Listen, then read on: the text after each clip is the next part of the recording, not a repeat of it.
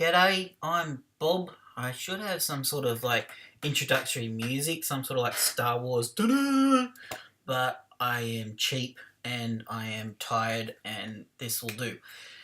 This is my project, my creative project for PGTD6003 Creative Thinking for the University of Newcastle courses. I'm not sure which course it is because, once again, I am really tired. This project was to create, well, not to create a problem, but to pick a problem in the world that needed solving. Think of creative solutions to that problem, which will fix it, and also a Shindogu solution to the problem, which I'll get to later in the presentation. My problem, which I selected, was renewable energy. How to make it more affordable. Solar panels and some forms of renewable energy have become cheaper for domestic markets. However, wind turbines and wind generators remain expensive and not affordable to the general consumer. And if they were, people would be able to generate more energy, more power, and everyone wants more power because, yay, power. So my problem was how to make renewable energy more affordable and available to the domestic, everyday consumer. Reason why I chose domestic wind generators, I didn't realise I put domestic in that slide, but it sounds very domesticated. Yes, wind generators is because they are expensive to manufacture and install. They do have a lot of moving parts. They have to change direction to face the wind, which means more complicated moving parts. They are smaller versions of the larger wind generators for commercial generating. I'm going to use the word generator a lot in this presentation, so bear with me. It's fun. Problem with that is they're not very subtle when you put them on a house. It does look like someone just attached the Goodyear blimp to the side of your house and it's going to fly away. You know, it's one way to piss your neighbours off is to put one of them on your roof. So there has to be a simpler way to create a wind generator that will allow people to generate power in their house. A cheaper way. Money's good. We all need more money. This is my solution, a whirlybird roof vent. No, I have not been drinking the Kool-Aid. I am just very creative. Bear with me, there is a logical reason for the whirlybird roof vent to be a wind generator. It is cheap to manufacture. It's basically just a tin shell with spinning blades on the top. It's easy to install on a roof. You just bolt it to a roof. It's a proven design. These whirlybirds, I'm not sure about the rest of the world, but in Australia, they are everywhere. They're on all the tin roofs, people's houses. They take hot air out of the roof cavity and make the roofs cooler. That's their purpose. They are durable. They're made of, like I said, they're made of tin, steel, aluminium, different forms of that. Colorbond roofing, and they go through storms, tidal waves, every sort of natural disaster in Australia. They get hit by trees, everything, and tree branches, not a whole tree, that would be bad, but they just keep spinning. You can throw everything at them, they keep working. Key thing, they're omnidirectional. They do not have to turn to face the wind. They just spin. No matter what conditions, you'll see them spinning on a roof. And because they're made of steel, they can be powder coated to any colour, which means that they can match any roof and they're not going to piss your neighbours off. You won't even know they're there. This is my solution.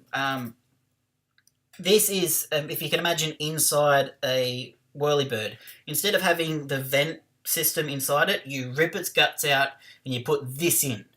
It is a simple vertical mounted generator system. So you have the yellow bit at the top is the blades inside the top of the whirlybird, It connects down to a gearbox and transmission, so if the wind is spinning faster or blowing faster during that day, the gearbox kicks in, you can generate more power than you would on a light breeze, and that goes to a 12-volt generator, which will then connect to an inverter, which provides your power output to your house. And that 20-volt or 12-volt generator, not a 20-volt, God, that will kill someone. That 12-volt generator, I think it's something like 240 amps of power it can generate, which doesn't sound like a lot. It's enough to power a light bulb. It's enough to do that. But if it's running constantly, day or night, you can generate enough to at least take some power off your power bills. Over a month, 6 months, 12 months, you're talking a lot of power. That seems to be the best solution. And as you can see, it will fit inside a whirlybird. This was my play with a texter. Apologies for my great drawing skills. But it fits in the system. You can see how it will fit in. And there's plenty of room to enlarge the components or move the components around if needed. I'm not an engineer. I'm just a crazy person with a texter. But it gives you an idea of the solution that I've come up with. Installation. Well, the way I see it is Australians and other places in the world, we install solar panels on the side of the roof that faces the sun because it's logical. It gets the most sun, that's where you put them. But on the other side of a roof, we don't put anything on there because there's no sun. If you put these wind turbines on the shaded side of your house, it will generate power even when the sun's not there. So on a cloudy day or for the 12 hours of the day where it's nighttime, when you wouldn't be generating power, you are still keeping your power bills down. It just seems like a logical thing to me. And also, being in Australia, we have the sun in the northern sky. And a lot of our weather comes from the south, or the southwest, not the southeast, the southwest. So a lot of the wind direction comes from the south. So the wind turbines, the air vents, will be right in the direction of the wind to generate the most power. So you can, during the day, you've got both running. During the night, you've got the wind power. 24 hours a day, you can be generating power to reduce your power bills. An alternative use I've also thought of is not in domestic markets, but through Medicine Sans Frontières and other organisations like that. 240 amps isn't a lot when you're running TVs and air conditioners and everything, but in the third world, in the middle of the bush, in the middle of the desert, that can help run the thing for medical. So Medicine Sans Frontières can do their... sorry, it's tired. This word has slipped my mind. Basically run their medical facilities, providing, basic healthcare for people.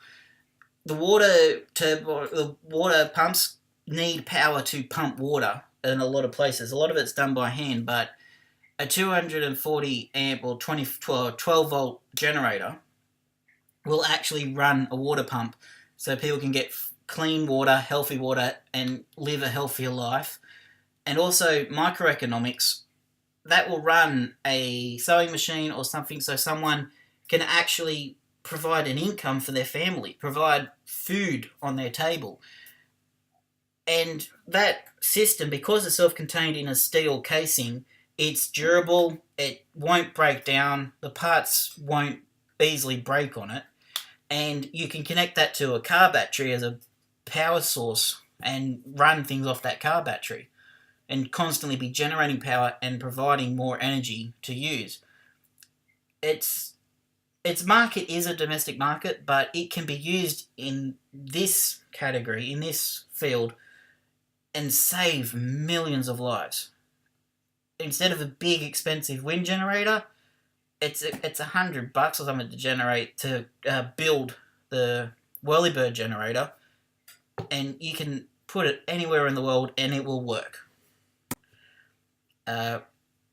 finally, I'll leave you to it because you probably got things to do. Shindogu. The Shindogu solution to the creating power for the world. Well, oh, it's too late. It's too tired. Shindogu. It's the Japanese art of useless and complicated solutions to everyday problems, which I am actually quite good at because I am a useless and complicated solution to most problems. I am. This solution, what I came up with was the Power Runner. And it is as useless and absurd and ridiculous as it sounds. The idea is people can recharge their phone, their music player, anything they want while they're going about their day, while they're running. The worst thing in the first world to happen is your phone to run out of power while you're out and about chasing Pokemon. This solves that problem. The little bauble things on the top of her head are actually a small generator that will generate power through a cable from the hat which you can plug your phone into, and it will keep charging your phone while you run. While you're walking, the wind blows past your head, you're generating power. It's not a lot, but it'll save your battery from running flat on your phone. Where it came from was late at night, full of coffee and whatever I needed to get this uni work done.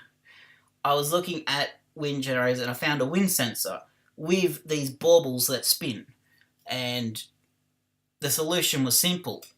Stick this to someone's hat or someone's head, like you see those propeller hats that people wear, and you've got a way to generate power that will work and save people from the disaster of running out of power on their phone. You basically run for power. The more you run, the more you're outside, the more power you generate on your head. Moving forward, get these ideas into the hands of manufacturers. Not necessarily Shindogu, because the whole purpose of Shindogu is it's not supposed to be manufactured mass scale. It's supposed to be an absurd solution.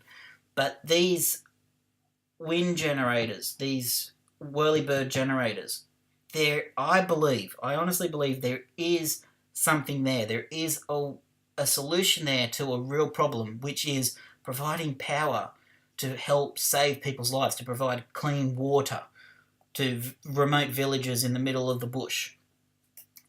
This solution is simple. It's cheap to manufacture. It's easy to maintain. These villages don't need complicated designs with a lot of moving parts that can break. These things can go through anything and still be spinning. They're nasty, they're cheap, but they work. This could be a solution. I just need a way. I don't know how. I'm stuck here in Newcastle in Australia with absolutely no solution how. But if it can be put into manufacturers, and then they can put it in the hands of Médecins Sans Frontières, of the United Nations, of Oxfam, of all these organisations trying to help people, it could be a solution. It won't take away greenhouse gases. It won't save the world from climate change, but it will save a village from disease, and that saving one family, saving one child is worth it. It can be done. And I just don't know how to get it from my head to the middle of the African desert. But I guess that's for another day when I've actually got some sleep. Thank you. That's my creative thinking project, my creative thinking solutions, and hopefully I haven't confused you enough. And yeah, keep being creative. Thank you.